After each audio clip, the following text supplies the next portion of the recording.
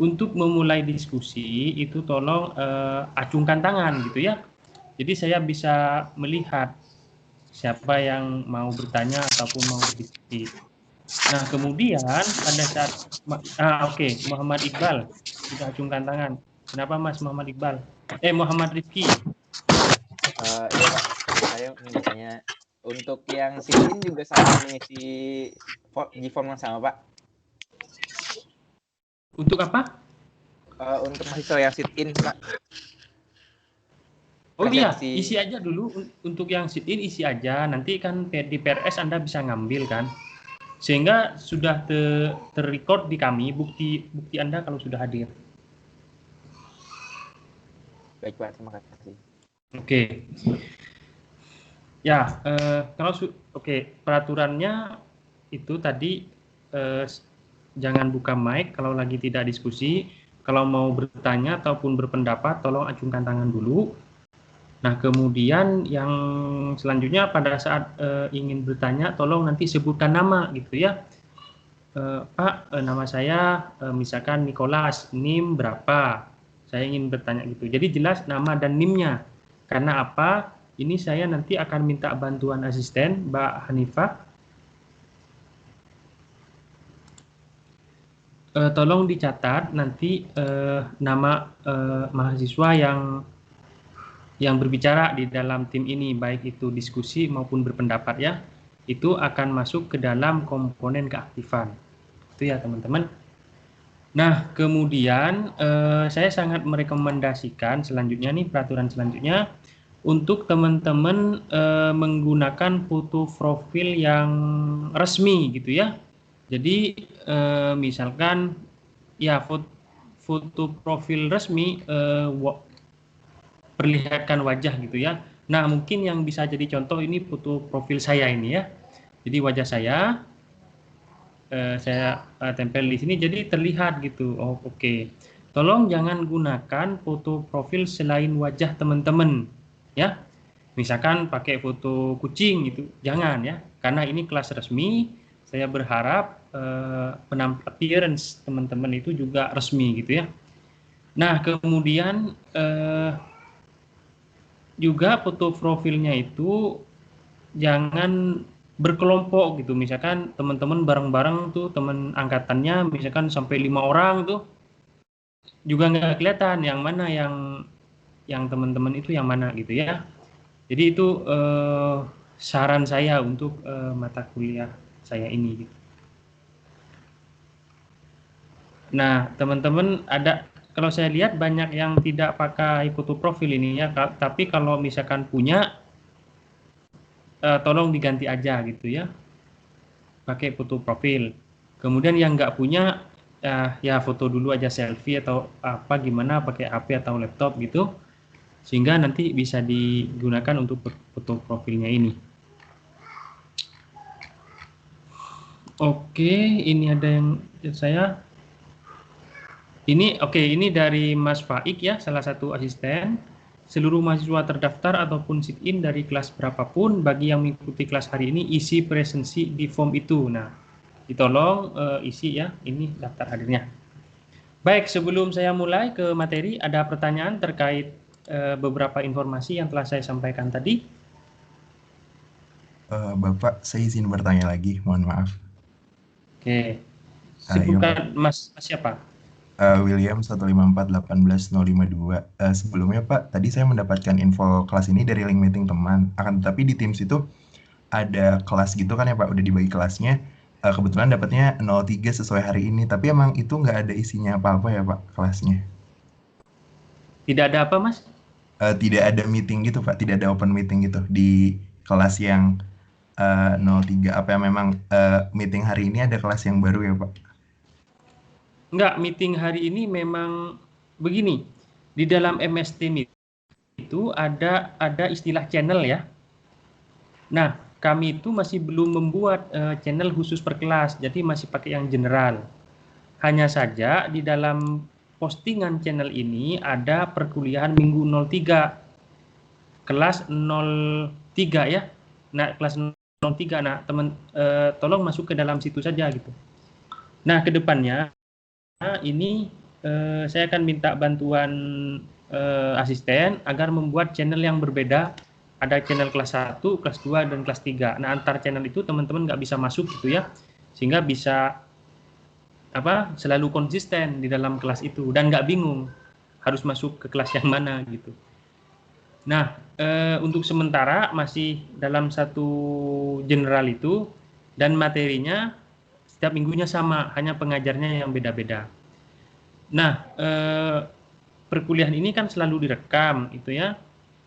Nah, silakan teman-teman bisa menyimak baik di kelas saya maupun mungkin ada penjelasan saya yang terasa kurang, teman-teman bisa coba sambil download juga materi dari hari lain gitu. Mungkin aja itu Mas William menjawab. Oke, tidak dengan Pak. pertanyaan. Terima kasih Pak, maaf merepotkan. Terima kasih. Tidak merepotkan. Oke, ada pertanyaan lain?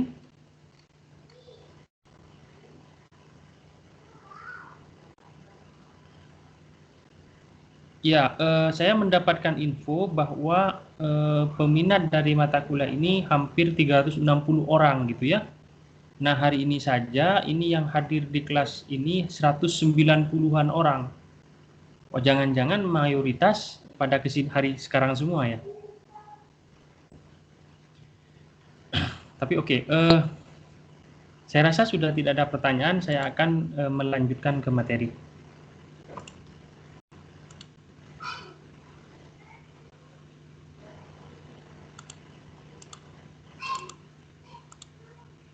Oke, terlihat PPT saya ini? Terlihat, Pak. Baik.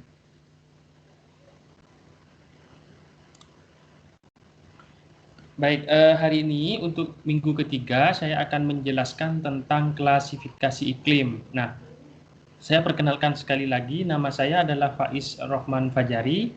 Saya juga adalah dosen di program studi meteorologi ya. Nah, pertama kita berbicara dulu tentang sistem iklim. Nah, apa itu sistem iklim? Sistem iklim adalah sistem yang terdiri dari berbagai komponen-komponen. Nah, komponen-komponennya adalah pertama yang disebut dengan kriosfer. Nah, sfer itu artinya adalah lapisan. Nah, kriosfer adalah lapisan es, gitu ya. Nah, kemudian ada komponen kedua disebut dengan geosfer. Nah, geosfer ini adalah lapisan yang padat, ya, padat ini permukaan di tanah gitu ya, batuan. Kemudian ada juga disebut dengan hidrosfer gitu ya. Apa itu? Adalah lapisan berupa air, lautan seperti itu. Kemudian yang keempat adalah atmosfer, ya. Lapisan udara gitu ya. Nah, ini lapisan-lapisan tadi membentuk sebuah sistem yang disebut dengan sistem iklim.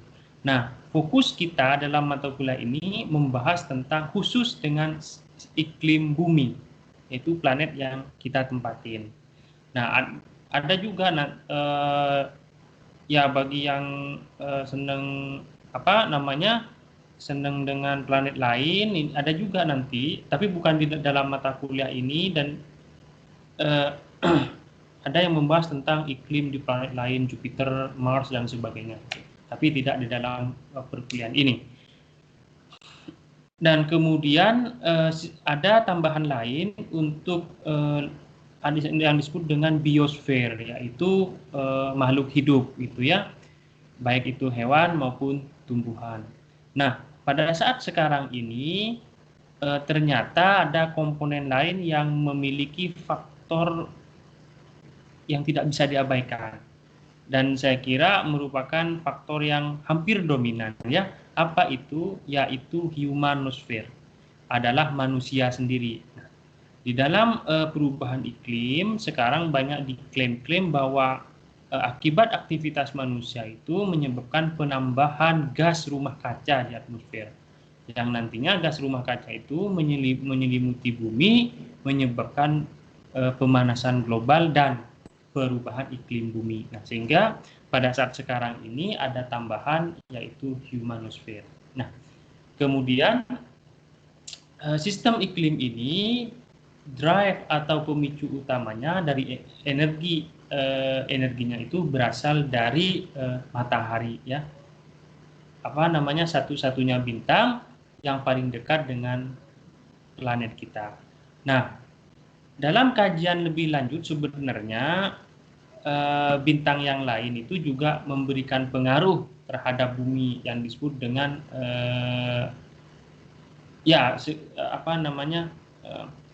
radiasi dari bintang yang lain. Tetapi khusus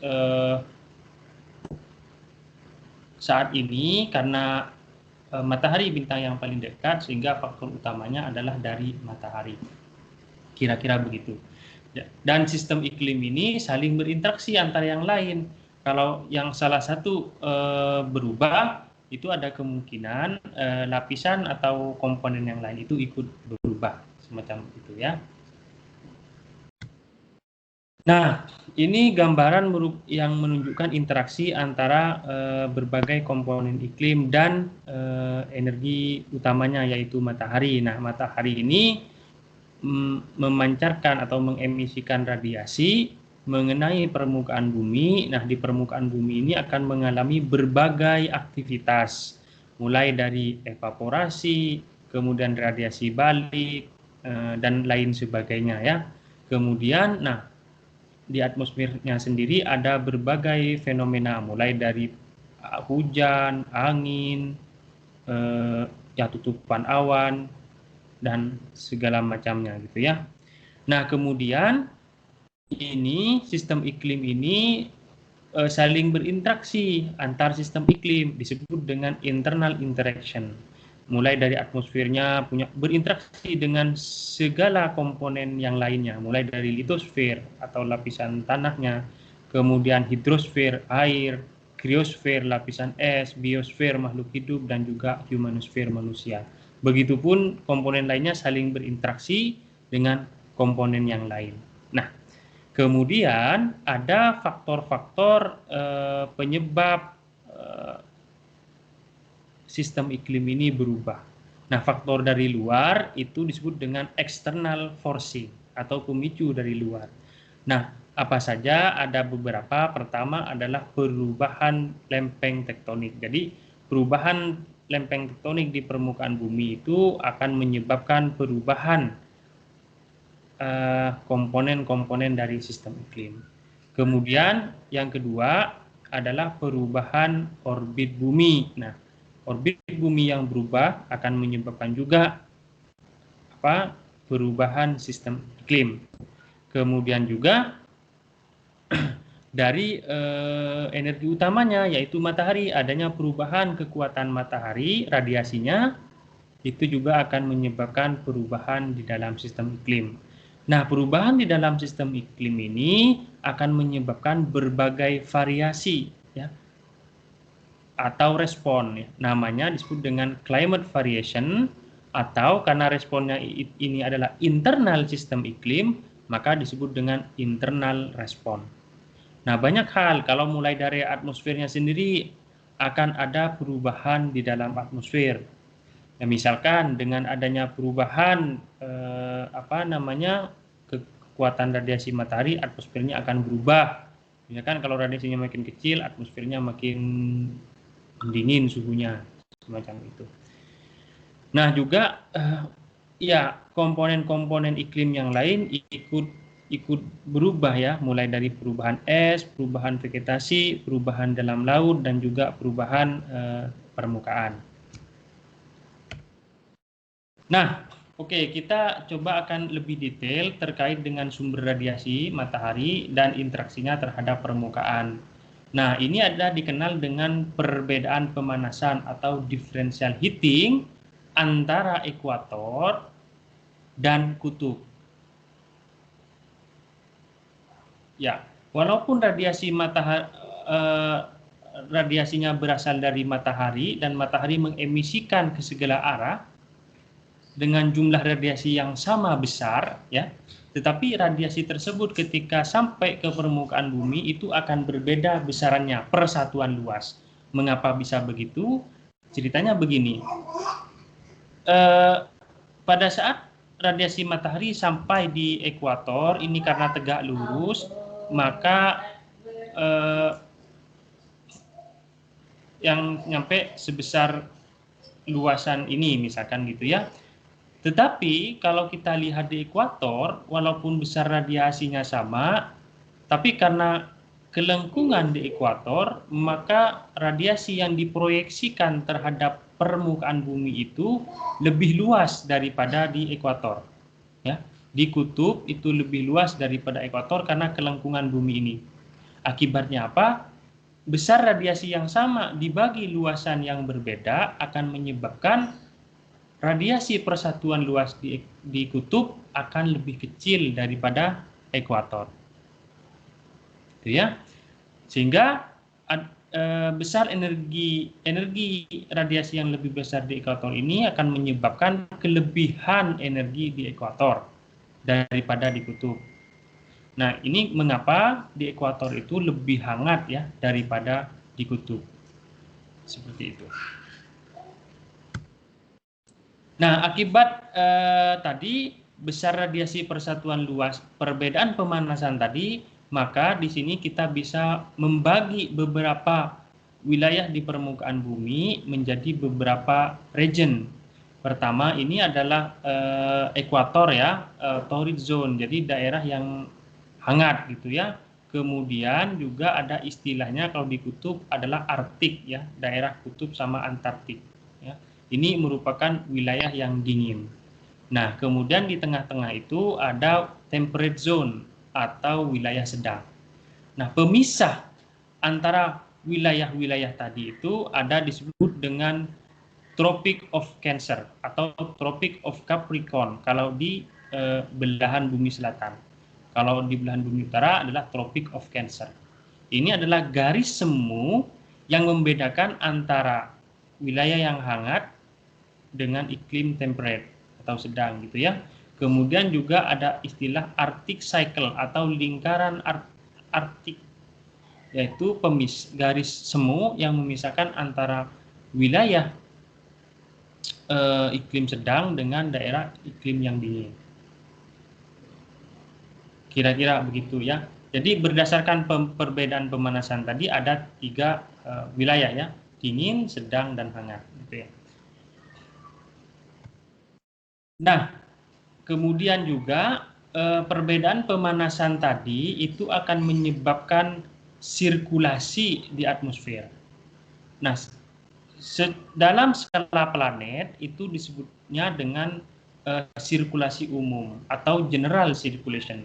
Nah, sirkulasi umum ini menunjukkan sirkulasi dalam arah meridional. Meridional di sini adalah arah selatan utara. Nah, karena perbedaan pemanasannya tadi antara ekuator dan kutub, maka akan terbentuk sirkulasi di dalam atmosfer. Nah, ceritanya kalau atmosfernya diam, tidak berotasi, itu akan terbentuk satu sirkulasi. Kenapa bisa begitu? Karena tadi di ekuator itu hangat, di kutub itu dingin. Nah, udara yang hangat itu akan mengembang, lebih ringan ya, naik. Sehingga di sini udaranya akan naik karena hangat. Sementara kalau di kutub itu udaranya dingin akan menyusut. Nah, akibatnya ada pergerakan udara di sini turun gitu ya. Nah, udara yang naik di sini menyebabkan adanya kekosongan udara di sini. Nah, kekosongan ini akan diisi oleh sekitarnya. Sehingga kalau buminya tidak berotasi diam, akan terbentuk satu sel, yaitu pergerakan udara dari kutub ke ekuator, kemudian dari kutub satunya juga ke ekuator. Ketemu di ekuator, udara ini karena hangat naik. Nah, naik nanti di batas atas atmosfer ini akan balik lagi ke kutub ya. Karena di kutub terjadi kekosongan udara di atas karena yang bawah sudah mengalir ke ekuator. sehingga akan terbentuk satu sel begini. Itu asumsinya kalau bumi tidak berotasi. Nah, karena buminya berotasi, akan ada sebuah gaya semu yang disebut dengan gaya Coriolis yang menyebabkan udara di permukaan bumi itu dibelokkan. Nah, akibat Coriolis itu juga maka akan terbentuk 3 sel di permukaan bumi. Ya, 3 sel. Sel pertama disebut dengan sel Hadley.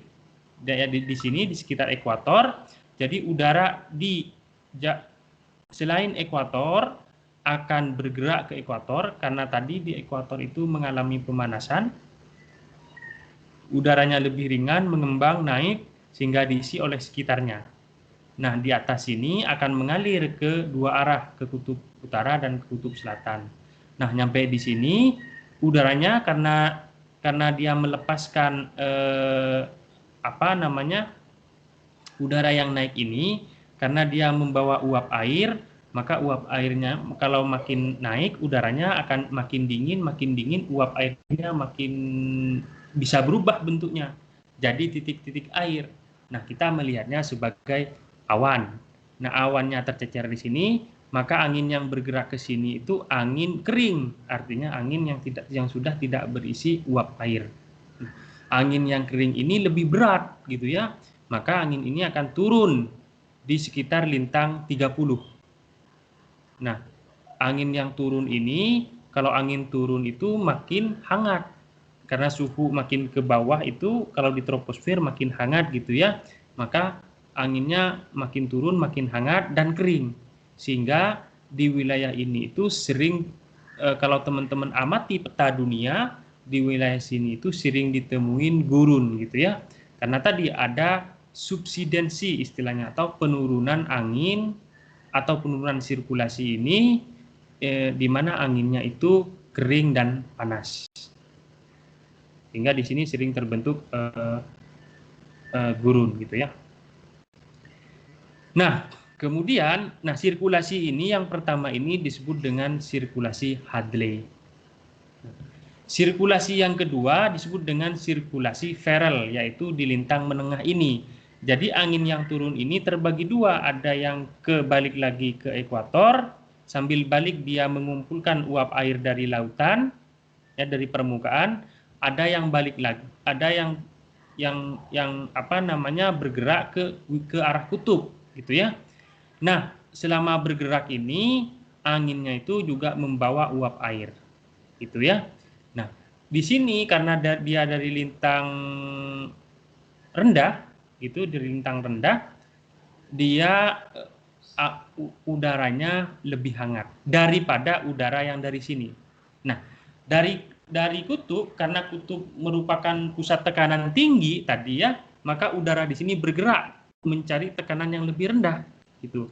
Nah, dibandingkan dengan lintang yang lebih rendah, angin dari sini, angin dari kutub itu lebih dingin. Nah, bertemulah udara yang lebih hangat dan lebih dingin ini. Pertemuan dua massa udara yang beda karakteristiknya itu disebut dengan front. Nah, makanya di wilayah sini sering terbentuk front gitu ya. Ada front hangat, atau front panas, di mana yang mendesak atau yang menang itu angin yang lebih hangat suhunya. Ada front dingin, itu artinya udara yang lebih dingin dari kutub mendesak udara yang lebih hangat dari lintang yang rendah, yang lebih rendah.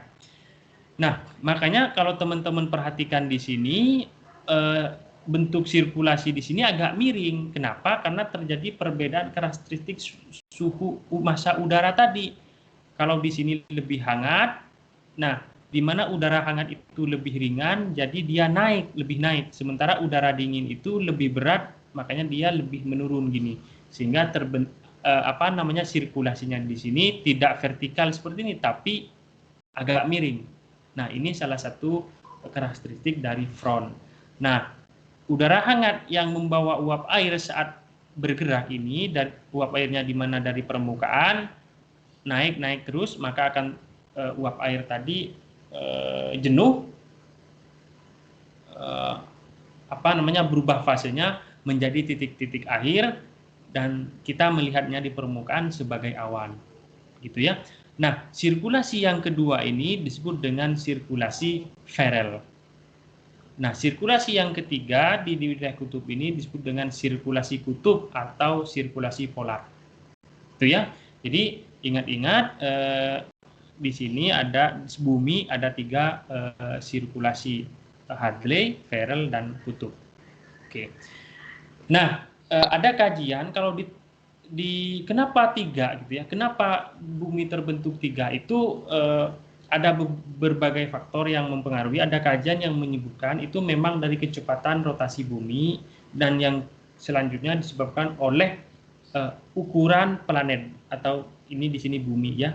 Ada kajian di planet yang lain seperti Jupiter itu kan bentuknya lebih besar ya daripada bumi. Nah, di situ tidak cuma 3 terbentuk sirkulasinya, bisa sampai 4 semacam itu. Nah, di sini ada keterangan kalau di ekuator atau lintang 0 ini presipitasinya banyak atau melimpah di seluruh musim ya. Kemudian di lintang 30 ini kering tadi karena ada subsidence udara atau penurunan massa udara yang kering dan hangat tadi. Nah, kemudian di lintang 60 juga lumayan banyak presipitasinya, sementara di kutub juga presipitasinya berkurang ya, kurang. Jadi di sini kita melihat pemetaan kira-kira presipitasi banyaknya di lintang berapa dan lintang yang kering bisa terlihat di lintang berapa saja. Ini secara umum berdasarkan sirkulasi ya. Nah, ya, sirkulasi ini saya perjelas lagi dalam arah meridional. Meridional itu utara selatan ya. Karena tadi akibat perbedaan pemanasan antara kutub dan ekuator, semacam itu.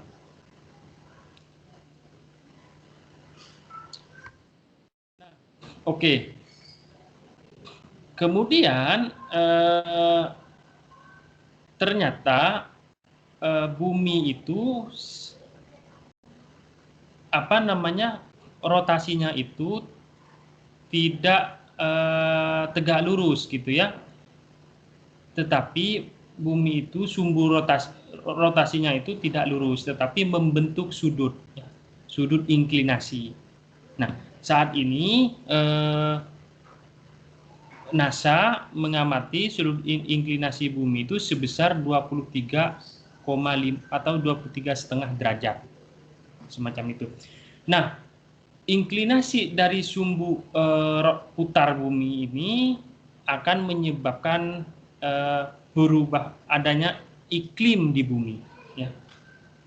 Jadi begini ceritanya, ketika bumi berevolusi artinya mengelilingi matahari pada saat bulan Maret, bulan ketiga itu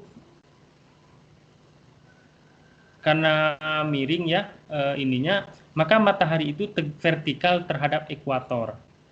Nah, posisi saat matahari vertikal terhadap ekuator itu disebut dengan equinox. Itu terjadi pada bulan Maret tanggal 21 sampai 22 sekitar itu, kemudian juga pada bulan 9. Jadi bulan September tanggal 22 sampai 23. Nah, matahari itu tepat di atas ekuator. Nah, kemudian di bulan Juni, jadi 3 bulan setelah bulan Maret, bulan ke-6, itu karena sumbu rotasi bumi tadi miring, jadi matahari itu sekarang vertikal di atas lintang 23,5 lintang utara. Gitu ya. Sehingga sekitar bulan ini maka di belahan bumi utara itu akan mengalami musim panas. Gitu ya. Karena buminya tadi miring gitu ya selama berputar berotasi. Ya, jadi kalau buminya lurus seperti ini, vertikal seperti ini selama berevolusi, maka yang akan menerima radiasi paling besar itu selalu di kutub, selalu di ekuator. Namun karena buminya miring seperti ini, sehingga di bulan lain yang mendapatkan radiasi paling besar itu berubah-ubah gitu ya. Misalkan di bulan Juni ini yang paling banyak itu di lintang 23,5 lintang utara. Akibatnya di bulan Juni, sekitar bulan Juni, Juli, Agustus itu di lintang utara ini mengalami musim panas, di belahan bumi selatan akan mengalami musim dingin. Kemudian di bulan 9 lagi, matahari, radisi matahari vertikalnya di ekuator, gitu ya. Kemudian selanjutnya di bulan 12, di bulan Desember, itu tanggal 21 sampai tanggal 22, matahari secara vertikal ada di atas lintang 23,5 lintang selatan. Akibatnya di bulan ini belahan bumi selatan mengalami musim panas, sementara belahan bumi utara mengalami musim dingin. Nah, itu terus-menerus selama bumi mengalami revolusi atau bergerak mengelilingi matahari. Oke. Nah, pada saat posisi matahari berada paling jauh di lintang selatan maupun utara, itu disebut dengan solstice, ya. Sementara pada saat matahari berada di atas ekuator, disebutnya dengan equinox. Equinox seperti ini. Nah, kemudian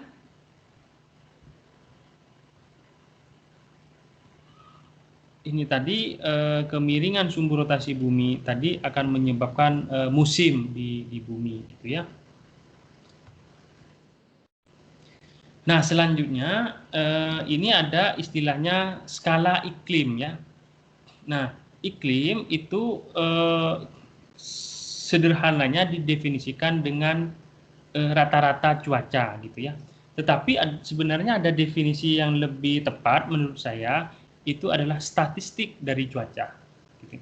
Karena di dalam statistik itu tidak hanya berisi rata-rata, bisa nilai maksimum atau nilai minimum atau juga simpangan atau varians. Nah, rata-rata itu hanya bagian dari statistik. Tapi oke, untuk ini iklim dapat diartikan dengan rata-rata cuaca atau secara umum sebagai iklim atau statistik dari cuaca. Nah, iklim ini berdasarkan skala spasial atau disebut dengan skala ruang, itu bisa dibagi-bagi. Yang skala paling kecil sebutannya adalah microclimate. Itu ukurannya sekitar 1 meter persegi sampai 10.000 meter persegi. Atau kalau saya buat persegi itu 100 kali 100 meter. Nah, kira-kira untuk microclimate itu ukurannya dari satu petak sawah gitu ya, atau juga satu tumbuhan di bawah kanopi tumbuhan sampai ukurannya misalkan selapangan bola semacam itu. Nah, skala yang lebih luas yang kedua disebut dengan mesoscale. Nah, ini ukurannya 10.000 meter persegi sampai 4 kali 10 pangkat 8 meter persegi. Ini kira-kira ukurannya ya dari ukuran kota gitu ya, kota sampai pulau gitu ya, atau ya pulau atau provinsi mungkin mesoscale ini, mesoclimate, atau dari ukuran kota sampai satu pulau gitu ya. Nah, kemudian ada yang ketiga disebut dengan macroclimate. Nah, ukurannya itu 4 kali 10 pangkat 8 meter persegi sampai 6.000 meter secara vertikal. Ini kalau saya gambarkan sebagai penggambaran saja, macroclimate itu ukuran negara ya, sampai ukuran benua gitu ya, macroclimate. Nah, kemudian skala yang lebih besar lagi itu disebut dengan global climate. Ini skalanya satu planet. Gitu. Jadi untuk mempermudah mempelajari iklim itu secara spasial dibagi-bagi menjadi beberapa bagian, mulai dari yang paling kecil mikro sampai skala paling besar yang disebut dengan global. Nah, ini juga penggambarannya. Mikro ini skala sempit yang mulai dari sawah gitu ya. Kemudian ada disebut dengan local climate gitu. Misalkan yang local climate ini skala hutan atau skala kota.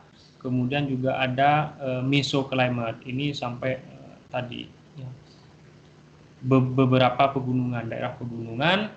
Kemudian yang lebih luas lagi itu makro climate.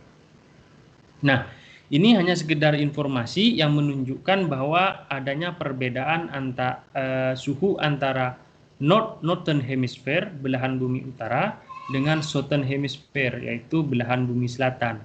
Nah, ini rata-ratanya ya, untuk saat musim dingin itu memang belahan bumi utara lebih dingin gitu ya. Pada saat musim panas, belahan utara lebih panas daripada belahan bumi selatan. Nah, antar musim ini ada bedanya ya. Saat winter ini mungkin rata-ratanya 8,1, saat summer jadi 22,4, jadi lebih hangat yang saat musim summer. Ini untuk rata-rata tahunan. Kemudian ini range dari suhu antara winter ke summer. Nah, ini 14,3 ini didapat dari 22,4 dikurangi 8,1. Jadi range-nya, jangkauan nilainya dari 8,1 sampai 22,4 itu berjarak 14,3 derajat Celcius. Nah, ya ada beberapa hal yang mengontrol iklim di suatu tempat. Nah, dalam dari mulai yang paling besar dulu, pertama adalah dari sumbernya sendiri ya. Jadi sumbernya itu mengontrol iklim di suatu tempat. Apa sumbernya? Energi yang paling utama untuk iklim ini yaitu radiasi matahari. Sehingga perubahan intensitas radiasi matahari dan variasinya terhadap lintang tadi akan menyebabkan perbedaan iklim di suatu tempat. Nah, yang kedua juga distribusi daratan dan perairan. Nah, teman-teman kalau membayangkan beda ya antara suatu tempat yang jauh dari air, misalkan di pegunungan, dengan tempat yang dekat dengan air, misalkan pantai, itu iklimnya berbeda. Karena tadi distribusi antara daratan dan lautan. Juga ada perbedaan iklim itu antara suatu tempat yang isinya daratan semua, misalkan wilayah Cina, kemudian juga tempat yang pulau tapi dikelilingi oleh lautan, seperti tempat kita benua maritim ini. Beda ya iklimnya itu karena ada perbedaan antara distribusi daratan dan perairan. Nah, yang ketiga itu juga dari laut bisa mengontrol iklim ya di suatu tempat, yaitu ocean current atau arus laut. Arus laut itu mempengaruhi iklim di suatu tempat. Nah, di laut itu juga terkenal dengan sirkulasi lautan ya, sirkulasi lautan. Sirkulasi global lautan. Nah, itu juga akan mempengaruhi iklim di suatu tempat. Nah, yang keempat ini adalah prevailing wind atau disebut dengan background wind, atau gambarannya adalah angin yang sering berhembus di tempat itu. Nah, ini juga akan mempengaruhi iklim di suatu tempat. Misalkan di wilayah kita Indonesia itu kan ada dua rezim angin dalam setahun. Yang pertama adalah monsun Asia, yang rezim kedua itu monsun Australia. Nah, perbedaan angin tadi itu akan menyebabkan perubahan perbedaan iklim di tempat itu. Oke.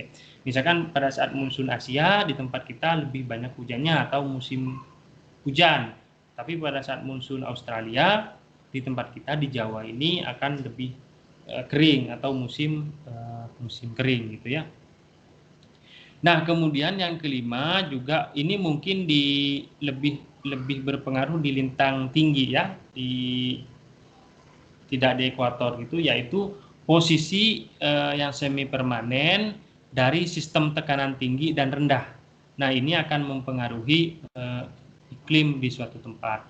Nah, gimana cara mempengaruhinya? Ya, dari sistem tekanan itu mempengaruhi pergerakan angin. Angin itu di mana kita tahu bergerak dari tekanan tinggi ke rendah. Nah, suatu tempat yang selalu posisinya selalu sering dilewati oleh pusat tekanan rendah, itu ada kemungkinan di tempat tersebut sering terbentuk awan. Mengapa begitu? Karena udara di sekitarnya itu mencoba untuk mengumpul ke tempat itu sebagai pusat tekanan rendah. Angin yang bergerak di permukaan tadi selama bergerak ada kemungkinan dia membawa uap air gitu ya, ketemu di tempat tekanan rendah, anginnya tadi naik terus akan terbentuk awan. Nah, beda tempat yang sering dilewati dengan pusat tekanan tinggi. Nah, tempat itu umumnya menjadi kondisi langitnya itu kering ya, perawanannya kecil. Ya tadi karena anginnya itu keluar ya dari tempat itu, namanya juga pusat tinggi, anginnya menyebar mencari tekanan yang lebih rendah. Nah, kemudian yang keenam ini adalah mountain barrier. Jadi batas pegunungan itu juga mempengaruhi iklim di suatu tempat. Nah, contoh yang paling terkenal kalau di Indonesia itu mungkin ada teman-teman yang dari Bogor ya. Itu di Bogor itu ada Gunung Salak ya. Jadi antara Bogor dan di selatannya itu Sukabumi, itu ada pemisah Gunung Salak.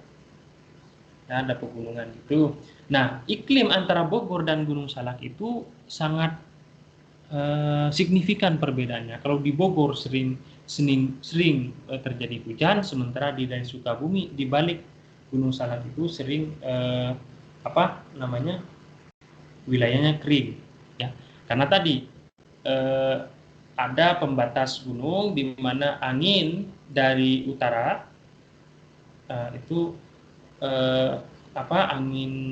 angin laut yang dari Laut Jawa, Jakarta, kemudian ke Bogor itu membawa uap air naik ke gunung, ya. Nah, terbentuk awannya itu ada di utara gunung, di atasnya Bogor. Nah, angin yang selanjutnya bergerak di atas gunung itu udah kering karena uap airnya tertinggal di sana tadi. Pas turun makin hangat dan kering, sehingga di wilayah sebutannya wilayah bayangan hujan ya, sebelah sananya, sisi sananya yang gunung itu lebih kering kan, lebih hangat udaranya. Kemudian juga yang ketujuh pengontrol iklim adalah ketinggian ya. Nah, ini mungkin teman-teman bisa membayangkan antara misalkan Jakarta dan Bandung, itu kan lebih tinggi Bandung ya. Kalau Jakarta itu mungkin berapa meter di atas permukaan laut, kalau Bandung sampai 600 meter ya. Nah, itu ada bedanya. Kalau di Jakarta lebih hangat kondisi udaranya secara rata-rata, sementara di Bandung secara rata-rata iklimnya udaranya lebih dingin. Nah, perbedaan ketinggian ini menyebabkan perbedaan iklim di suatu tempat. Kenapa bisa begitu? Karena di lapisan troposfer ini, yaitu lapisan atmosfer paling bawah, suhu udara itu menurun terhadap ketinggian. Jadi kalau kita naik bergerak ke atas, makin tinggi itu suhu udara makin dingin. Nah, selanjutnya ini ada klasifikasi iklim ya. Nah, apa itu dan mengapa kita harus mengklasifikasikan iklim? Pertama, klasifikasi iklim itu adalah pengelompokan iklim berdasarkan tipe-tipe yang mirip. Jadi iklim di seluruh permukaan di bumi ini bisa dikelompok-kelompokkan berdasarkan kemiripan-kemiripan.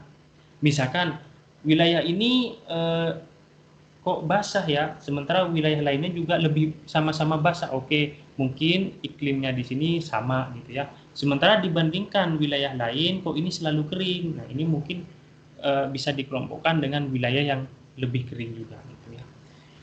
Nah, mengapa iklim itu diklasifikasikan? Pertama itu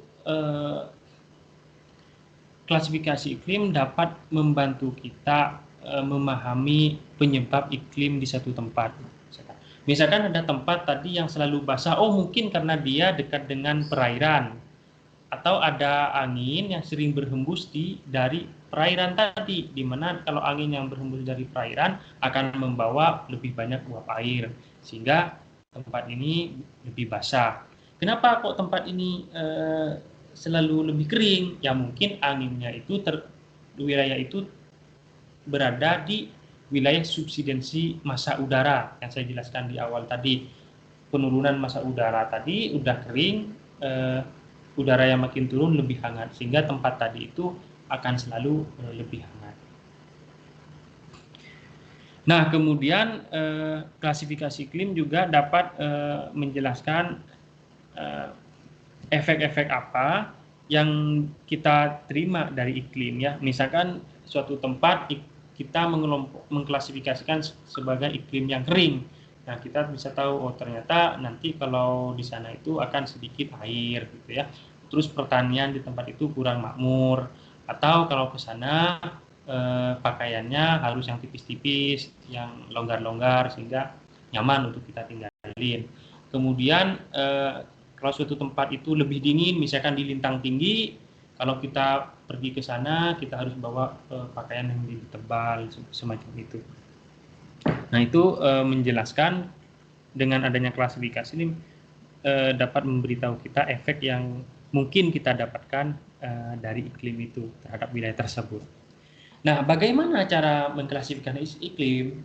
Nah, sebenarnya tidak ada aturan yang rigid, yang kaku ya untuk mengklasifikasikan iklim, tapi kita bisa melakukan klasifikasi iklim pertama dengan kita mau mengklasifikasinya berdasarkan elemen apa atau nilai apa.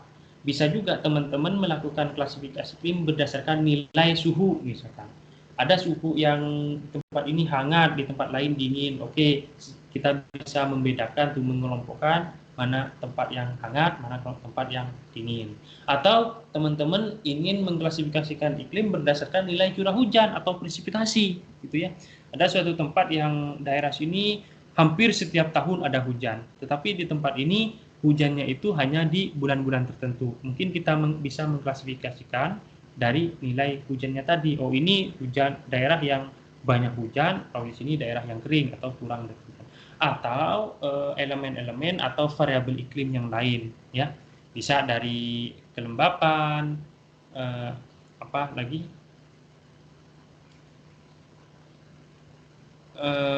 Angin ya, angin. Kemudian ya banyak lain ya, tapi yang paling sering digunakan untuk membentuk klasifikasi iklim itu adalah suhu dan curah hujan. Nah, yang kedua adalah menentukan threshold atau nilai ambang batas. Misalkan yang dimaksud dengan suhu dingin itu berapa ya? Oke, misalkan kita membuat threshold suhu yang rata-rata bulanannya kurang dari 20 derajat Celcius, itu bisa disebut dengan daerah yang dingin. Yang berarti hangat adalah suhu yang rata-rata bulanannya misalkan di atas 20 derajat Celcius. Nah, atau contoh lain untuk daerah yang basah itu yang bagaimana? Misalkan curah hujan bulanannya itu di atas 50 mm. Nah, kalau wilayah yang kering, bagaimana cara thresholdnya? Misalkan, ini misalkan teman-teman bisa membuat contoh yang lain, curah hujannya dalam satu bulan di bawah 50 mm itu sudah termasuk wilayah yang kering, semacam itu. Nah, di sini ya sistem klasifikasi iklim ya sudah saya sebutkan tadi bahwa tidak ada aturan yang kaku gitu ya untuk mendefinisikan iklim di bumi sebagai klasifikasi iklim. Ya, bisa bergantung dari berbagai kombinasi dari faktor-faktor iklim atau elemen-elemen iklim tadi ya.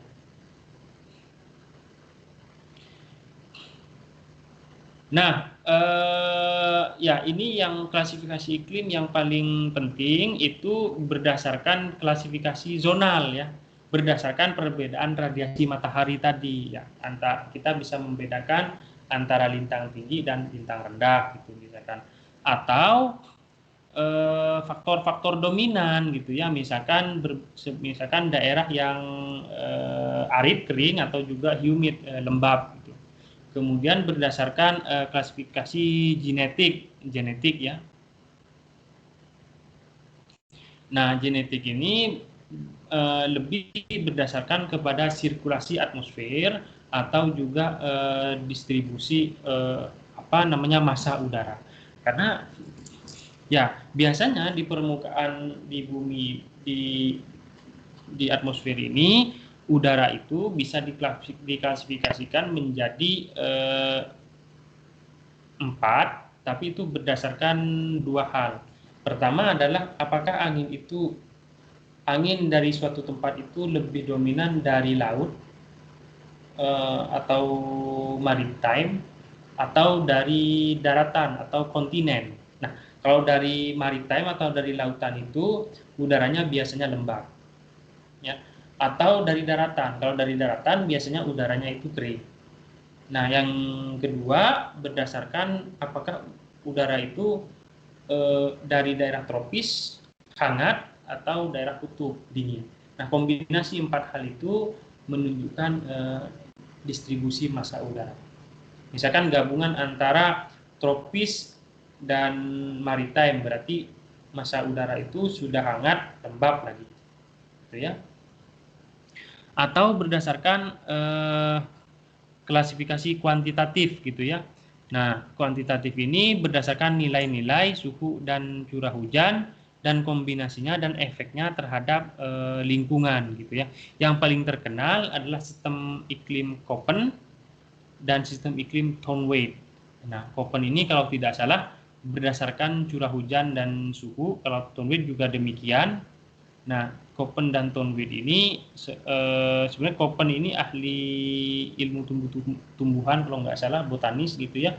Dia mengklasifikasi iklim Köppen gitu ya. Thornweyde juga demikian. Nah, dua tipe utama dari klasifikasi iklim itu secara umum dibagi dua. Pertama empiris, yang kedua adalah genetik, ya. Nah, kalau empiris ini fokus terhadap efek, ya, dampak yang diberikan oleh iklim. Nah, ini mensarikan beberapa informasi yang banyak menjadi sebuah nilai yang sederhana. Nah, kalau genetik itu fokusnya terhadap pengaruh atau penyebab dari iklim.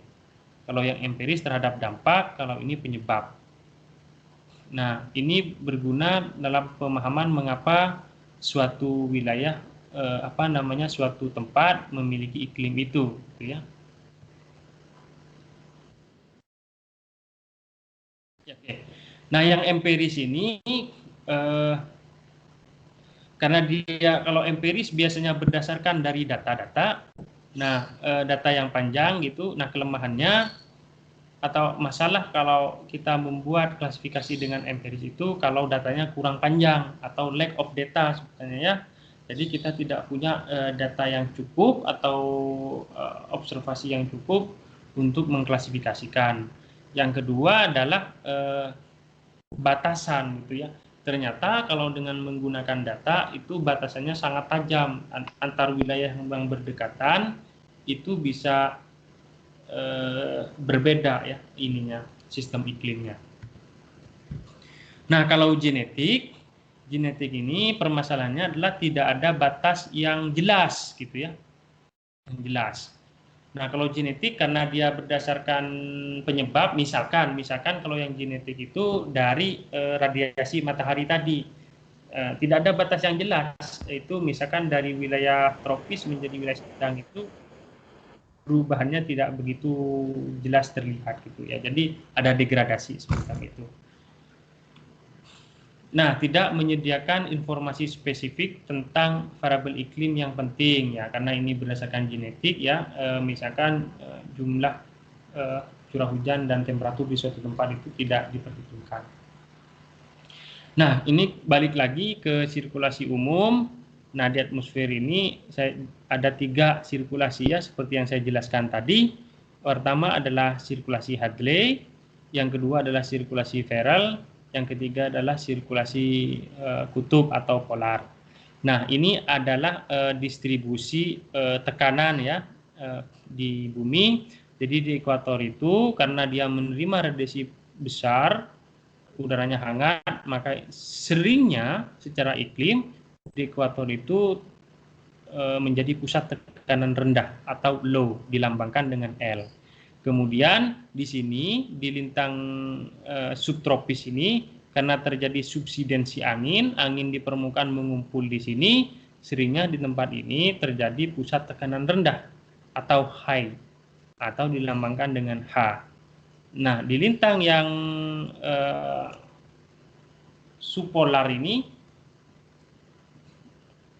menjadi pusat tekanan rendah ya. Jadi udara di sini naik sebagai pertemuan antara sel Ferrel dan sel kutub. Nah, sementara di kutub menjadi pusat tekanan rendah. Oke. Nah, kalau kita lihat angin di permukaan ini tidak tegak lurus gitu ya. Antara pusat angin itu tidak lurus dari tekanan tinggi ke rendah, tetapi angin itu dibelokkan. Hal ini disebabkan karena buminya berotasi, sehingga muncul sebuah gaya namanya gaya Coriolis, yaitu gaya yang membelokkan angin. Nah, akibatnya yang di sekitar di wilayah tropis ini anginnya itu kalau di lintang utara dibelokkan ke kanan, kalau di lintang selatan dibelokkan ke kiri. Nah, ini ya, sehingga pertemuannya di ekuator. Sehingga di ekuator itu kita sering mengamati secara iklim anginnya itu dari timur kalau di ekuator ini, di permukaan. Nah, angin di sini dikenal dengan angin pasat atau trade wind ya. Sementara kalau di lintang tinggi di permukaan itu sering kita amati adalah angin baratan atau anginnya dari baratan. Itu karena ini tadi dari pusat tekanan tinggi anginnya berhembus ke pusat tekanan rendah, tapi di belahan bumi utara dibelokkan ke kanan, ya, sehingga seolah-olah di sini teramati anginnya dari barat. Dan di sini juga kalau di belahan bumi selatan, angin yang berhembus dari pusat tekanan tinggi ke rendah dibelokkan ke kiri. Nah, sehingga akibatnya di sini terbentuk baratan juga, ya. Nah, ini juga penggambaran yang sama, ya. Ada, tapi ini ada 3 sel Hadley, sel Ferrel, sel kutub. Nah, pertemuan massa udara di dalam sel Hadley ini sering dikenal dengan ITTZ, yaitu Intertropical Convergence Zone, jadi zona konvergensi intertropis. Nah, konvergensi ini adalah pertemuan dua massa udara konvergen, ya, yang wilayah konvergen ITTZ. Nah, di antara sel Hadley dan sel Ferrel sebutannya subtropical high, ya, di pusat tekanan rendah subtropis. Kemudian antara sel Ferrel dan sel kutub ini pertemuannya adalah subpolar low, jadi pusat tekanan rendah polar. Nah, ITTZ ini karena terjadi pengangkatan pertemuan massa udara dan udaranya bergerak ke atas, maka di daerah ini merupakan daerah yang paling banyak hujannya di bumi, ya. Jadi di wilayah kita ini di ekuator paling banyak hujannya. Nah, kemudian pas di tengah-tengah sini anginnya itu pelan, little wind. Nah, wilayah pertemuannya itu disebut dengan doldrum. Doldrum ini sedikit angin di pertemuan ini. Nah, kalau di antara lintang 20 sampai 30 terkenal dengan subtropical high, tadi yang saya jelaskan, daerah sini sangat kering, ya, very dry. Kemudian teman-teman kalau amati peta dunia itu sering mengamati persebaran kutub di wilayah persebaran gurun, ya, gurun di wilayah sini. Maka di sini sering ditemuin gurun. Nah, di sini sering dikenalnya dengan lintang kuda atau horse latitude. Ya, dulu ceritanya kapal-kapal yang mengangkut kuda itu pada saat melewati sini, karena anginnya kecil, kapalnya lambat, sudah kering, lagi tidak ada air, maka banyak kuda yang mati. Makanya sering disebut dengan lintang kuda. Nah, antara ekuator dengan lintang 20 ini sering kita mengamatinya angin yang ini, ya, berhembus dari timur akibat pembelokan Coriolis ini, dan disebut dengan angin pasat atau trade wind. Nah, juga di sini ada pusat tekanan rendah subpolar. Nah, di sini karena terjadi kenaikan massa udara, juga banyak hujan gitu, ya. Dan karena di permukaan akibat gaya Coriolis sering diamati angin baratan atau westerly latitude, mid latitude westerly. Nah, kalau di kutub di sini karena terjadi penurunan massa udara lagi juga, ya, maka wilayah kutub itu kering ya, kering. Nah, selanjutnya ini ada klasifikasi Köppen. Kita balik lagi ke klasifikasi. Nah, diberi nama Köppen karena memang yang membuatnya bernama Köppen ya. Ini adalah contoh klasifikasi empiris, jadi berdasarkan data. Nah, klasifikasi ini dibuat pada tahun 1918. Nah, Köppen ini bukan ahli klimatologi. Sebenarnya dia ahli tumbuh-tumbuhan botanis. Tetapi karena mungkin dia melihat perbedaan tumbuhan antar tempat, nah dia berpendapat bahwa perbedaan tumbuhan, misalkan ada tumbuhan yang hutan tropis, ada tumbuhan yang kok savana saja, rumput-rumputan, semak belukar gitu. Mungkin itu diakibatkan oleh perbedaan iklim. Nah, sehingga Köppen membuat klasifikasi ini untuk memahami perbedaan distribusi vegetasi dunia, gitu ya. Nah, Köppen membuat klasifikasi ini berdasarkan nilai rata-rata bulanan dan tahunan antara suhu dan presipitasi. Oke, setiap wilayah di dalam klasifikasi Köppen itu diberi istilah nama klasifikasinya berdasarkan 2-3 karakter, bisa huruf dan angka gitu ya. Karakter pertama menunjukkan tipe major dan karakter selanjutnya disebut tipe sub ya. Nah, ini tipe utamanya dari A, B, C sampai E ya. Jadi yang A itu deskripsinya adalah wilayah tropis dan hujan, wilayah B wilayah kering, wilayah C adalah lintang menengah yang hangat, wilayah D lintang menengah yang dingin, wilayah E adalah wilayah kutub. Nah, ini berdasarkan nilai suhu ya, benar suhu. Jadi kalau suatu tempat misalkan setiap bulannya suhunya di atas 18 derajat Celcius, maka itu tempat itu berdasarkan klasifikasi Köppen masuk dalam tipe A. Atau misalkan suatu tempat di mana jumlah evapotranspirasinya lebih besar daripada presipitasi, artinya wilayah itu kering ya, maka dia masuk ke dalam tipe B, dry. Atau misalkan suatu tempat, misalkan bulan terdinginnya itu karena dia memakai rata-rata bulanan suhu, dia lihat dari data, oh di tempat itu ternyata bulan terdinginnya itu di bulan Januari misalkan, dan bulan terdinginnya itu nilai suhunya 10 derajat Celcius. Jadi masuk di sini ya. Kemudian paling sedikit suhu bulanannya itu lebih besar daripada 10 derajat Celcius. Nah, kalau tempat itu memenuhi kriteria ini, berarti menurut Köppen dia masuk dalam tipe C. Sampai D, sampai E, ini ada klasifikasinya, deskripsinya. Teman-teman nanti bisa gitu ya, mengklasifikasikan iklim berdasarkan Köppen kalau punya data temperatur bulanan. Nah, kemudian tipe yang ternyata Köppen ini berdasarkan semua ya, tidak ada yang angka. Tipe yang A, yang tipe major ini, itu dibagi lagi menjadi sub tipe. Jadi huruf keduanya itu bisa F, bisa M, bisa W. Nah, masing-masing ini dia punya kriteria.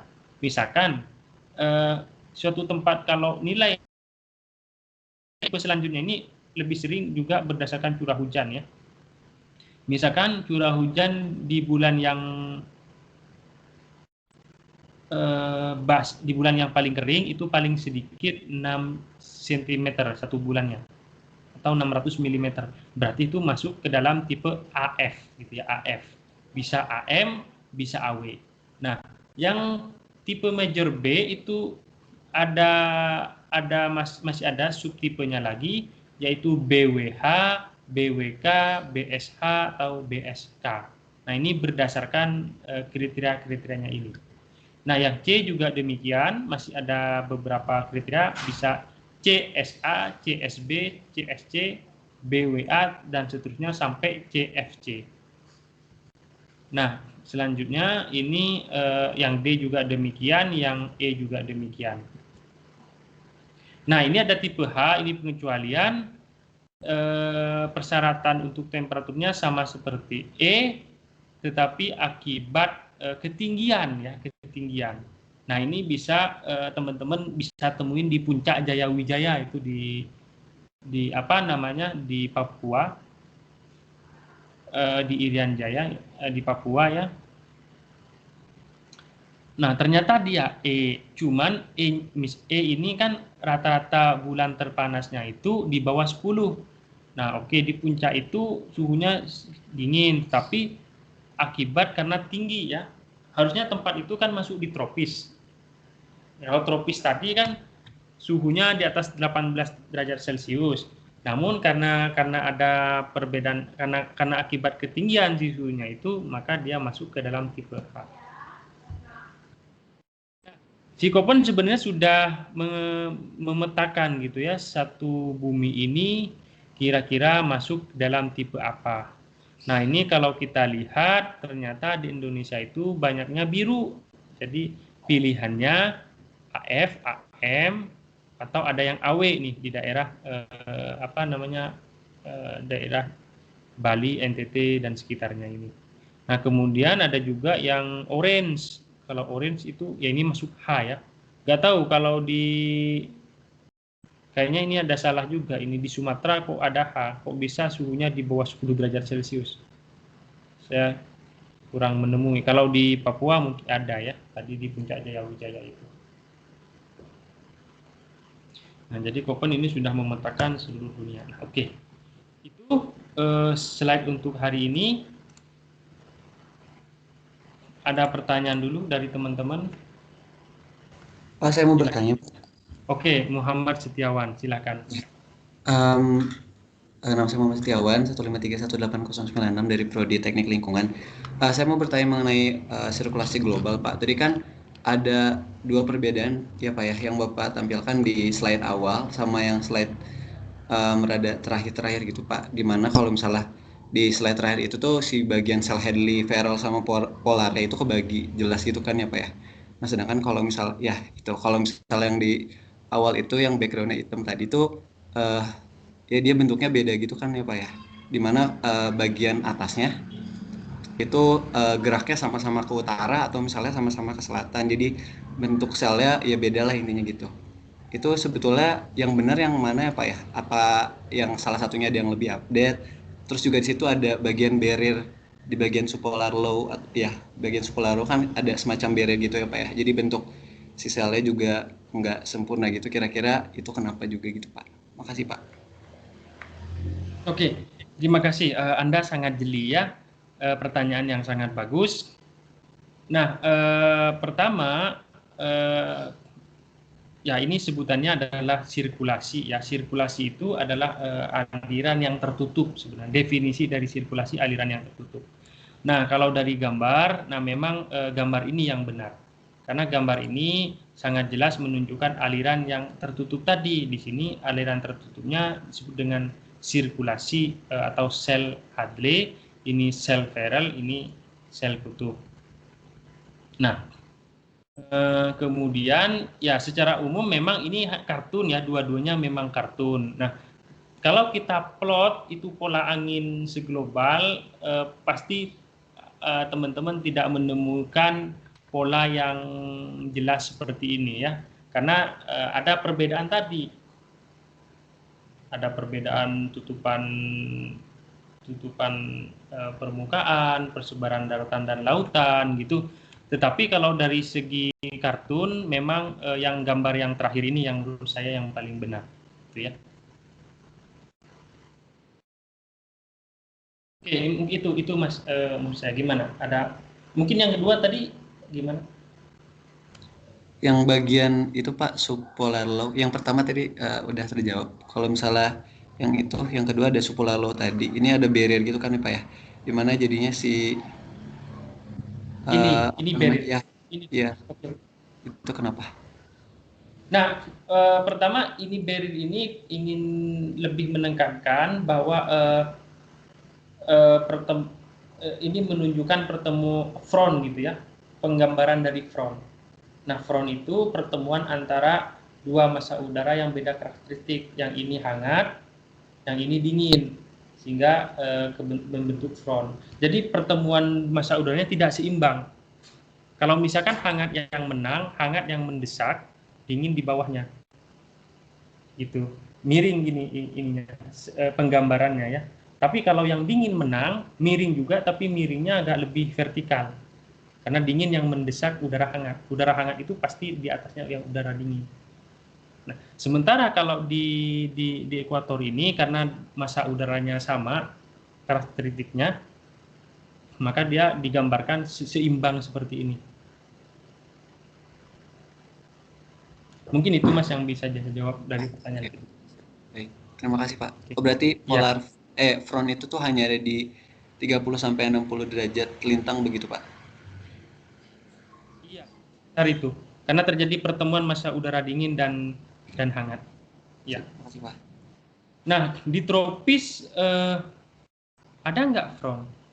Sebenarnya ada, cuman karakteristiknya bukan berdasarkan suhu, lebih berdasarkan kelembaban. Contohnya angin darat, angin laut itu ya. Angin laut itu karena dari laut dia membawa uap air lebih lembab, udara angin darat karena dia dari darat lebih sedikit uap airnya. Itu aja. Tapi itu tidak terlalu terkenal gitu. Yang paling terkenal memang front ini karena perbedaan suhu dari udara, dan itu terlihatnya di lintang tinggi, suhu hangat dan suhu yang dingin. Oke, Muhammad Setiawan, acungkan tangan. Baik Pak, aman Pak. Terima kasih. Oke. Oh, yang bertanya tadi, terima kasih Mas. Ada pertanyaan lain? Permisi Pak. Raka, silakan Raka Maulida Aska. Iya Pak, saya Raka Maulida Aska, 2118-030 dari Teknik Pertambangan. Mau izin bertanya tentang konsep yang di sistem iklim Pak. Kan tadi tuh di sistem iklim kan ada yang hidrosfer, geosfer, dan sebagainya. Nah, yang saya mau tanyakan itu kan tadi salah satunya ada humanosfer ya Pak. Nah, di sini saya masih bingung, sistem iklim itu dipatok hanya terhadap alam, sebab karena alam aja, atau karena manusia tadi kan, sedangkan yang di humanosfer ini katanya terbaru ya Pak, karena seperti tadi gas seperti kayak efek rumah kaca dan lain sebagainya. Jadi yang ingin saya tanyakan tuh, sistem iklim sebenarnya lebih alami atau bisa juga dimasukkan karena ulah manusia, seperti itu Pak. Terima kasih Pak. Baik, terima kasih, pertanyaan yang bagus ya. Ya, memang sistem iklim ini adalah sistem hasil interaksi dari berbagai lapisan ya, mulai dari es, batuan, atmosfer, dan air. Nah, dan juga makhluk hidup gitu ya. Nah, makhluk hidup ini dibagi karena dengan manusia ini aktivitasnya ternyata mempunyai dampak yang dominan juga ternyata terhadap sistem iklim. Nah, sehingga di sini digambarkan manusia itu terpisah dari biosfer secara umum, adanya humanosfer. Nah, ya, perubahan sistem iklim terhadap pertanyaan tadi memang ada yang alami ya. Alami misalkan adanya perbedaan adanya perbedaan kekuatan radiasi matahari, itu alami memang dari matahari, karena matahari punya siklus gitu menyebabkan perubahan variasi terhadap sistem iklim. Nah, ada juga memang yang diakibatkan oleh aktivitas manusia. Jadi manusia tadi akibat aktivitasnya mengeluarkan zat rumah kaca dan sebagainya, atau juga mengubah topografi suatu tempat. Misalkan yang biasanya itu hutan dirubah menjadi bangunan semua, yang biasanya lautan, perairan diisi dengan pasir menjadi pulau, itu nanti juga akan merubah iklim. Gitu. Nah, sehingga faktor manusia saya kira sudah mulai dominan gitu ya, mempengaruhi bukan cuma sudah mulai signifikan gitu pengaruhnya, sehingga manusia dipisahkan di dalam sistem iklim ini. Maksudnya dipisahkan, ada komponen tersendiri yaitu humanosfer yang merupakan bagian dari sistem iklim. Mungkin itu. Apakah ada pertanyaan yang belum saya jawab? Sudah terjawab Pak, sudah tergambarkan. Terima kasih Pak. Ya, sama-sama. Ada pertanyaan lain?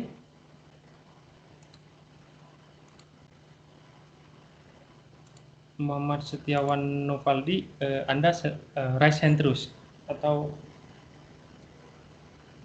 pencet lower hand mungkin kalau. Oke. Pak, izin bertanya Pak.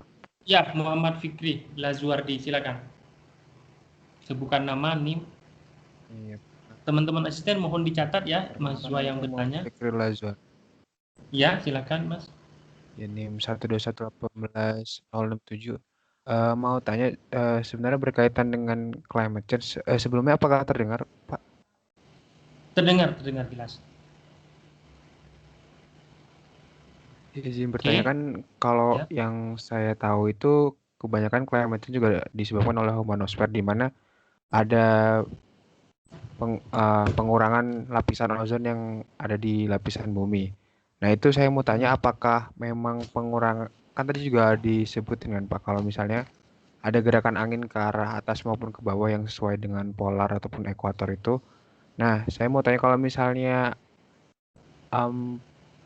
suatu negara itu menghasilkan gas-gas lapisan kaca, itu tuh yang terdampak apakah langsung di negara tersebut atau memang di negara yang lain, Pak? Karena mungkin terbawa oleh angin. Mau tanya itu sih, Pak. Penasaran. Terima kasih, Pak. Baik, terima kasih, pertanyaan yang sangat bagus ya. Ya, memang kalau kita berbicara atmosfer, itu atmosfer ini tidak mengenal batas wilayah ya. Jadi memang satu bumi ini, satu planet ini terhubung kalau kita berbicara atmosfer. Sehingga kalau kondisi di sini berubah di suatu tempat, itu akan mempengaruhi, akan terasa juga di tempat yang lain. Misalkan tadi yang bertanya tadi mencontohkan CFC ya, jadi ada melepaskan zat yang bisa merusak ozon, yaitu CFC misalkan. Nah, nanti akibat sirkulasi bumi itu, nanti si CFC ini akan tersebar, akan merusak ozon di tempat lain gitu, tidak hanya di wilayah itu. Nah, kemudian contoh lain juga kebakaran hutan, itu kan menyebabkan pelepasan partikulat-partikulat ya. Nah, itu yang bisa mengganggu pernapasan. Nah, yang terganggu tidak cuma di wilayah itu saja, tapi bisa ke negara lain. Contohnya kebakaran di Sumatera itu yang heboh orang Malaysia ataupun orang Singapura. Nah, itu karena memang atmosfer kita tidak mengenal tadi batas administrasi negara, sehingga permasalahan perubahan iklim itu adalah permasalahan global ya. Makanya sering diadakan pertemuan-pertemuan internasional untuk membahas itu ya. Setiap negara mengirimkan delegasinya melakukan diskusi bagaimana ini sebaiknya kita manusia semuanya ini punya dari berbagai negara harus punya partisipasi gitu ya, mengurangi pemanasan global tadi. Mungkin itu yang bisa saya jawab, Mas. Baik, Pak. Terima kasih, Pak, sudah terjawab.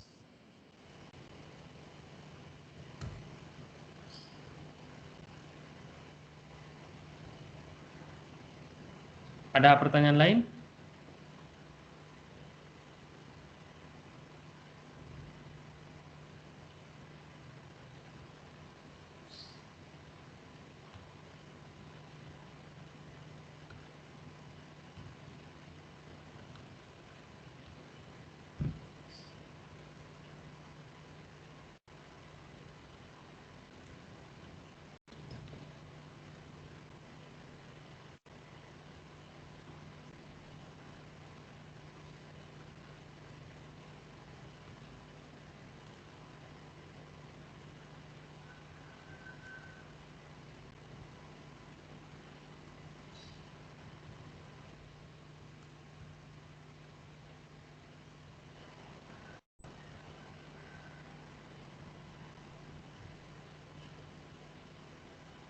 Ada pertanyaan lain teman-teman?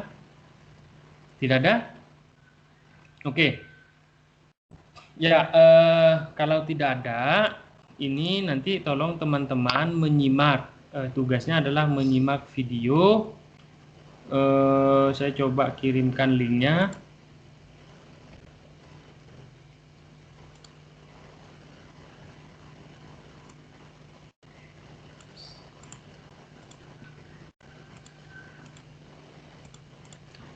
Saya kirimkan di dalam conversation di sini ya.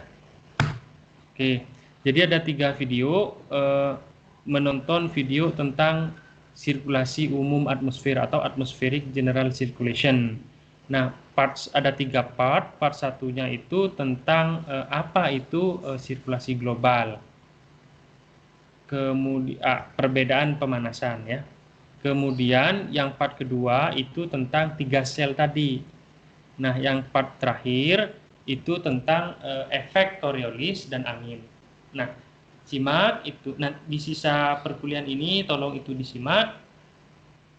Kemudian kalau belum selesai nanti bisa diteruskan di waktu yang lain menyimaknya, dan tolong buat rangkumannya, bisa berbentuk narasi ya. Diketik atau ditulis tangan. Maksimum 2 halaman, atau teman-teman kalau mempermudah buat mind map saja. Mind map ya, cari aja di Google kalau tidak ada yang tahu mind map seperti apa. Nah, itu pilihan, boleh narasi, boleh mind map. Nah, setelah itu kapan dikumpulinnya? Maksimum deadline-nya Kamis minggu depan jam 12 malam. Nah, di mana ngumpulinnya? Nah, pengumpulannya nanti saya informasikan entah lewat asisten via grup lain yang itu, atau nanti saya posting di general gitu ya. Apakah nanti by assignment di dalam MS Team ya. Jadi dalam MS Team ini ada assignment di sini, di mana assignment di sini teman-teman bisa mengumpulkan tugas ya. Di sini saya belum berikan, tapi karena deadline-nya juga masih lama ya, atau ke email tertentu gitu. Nanti saya informasikan lebih lanjut ke teman-teman. Oke, ada pertanyaan? Kalau tidak ada, mungkin perkuliahan ini saya cukupkan sekian biar teman-teman bisa langsung menyimak videonya ya.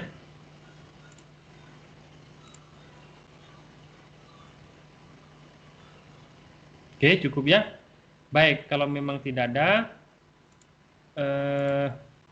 saya cukupkan sekian perkuliahan hari ini. Sampai jumpa minggu depan, hari Jumat jam 1. Saya akhiri, selamat sore. Assalamualaikum warahmatullahi wabarakatuh. Waalaikumsalam. Terima kasih, Pak.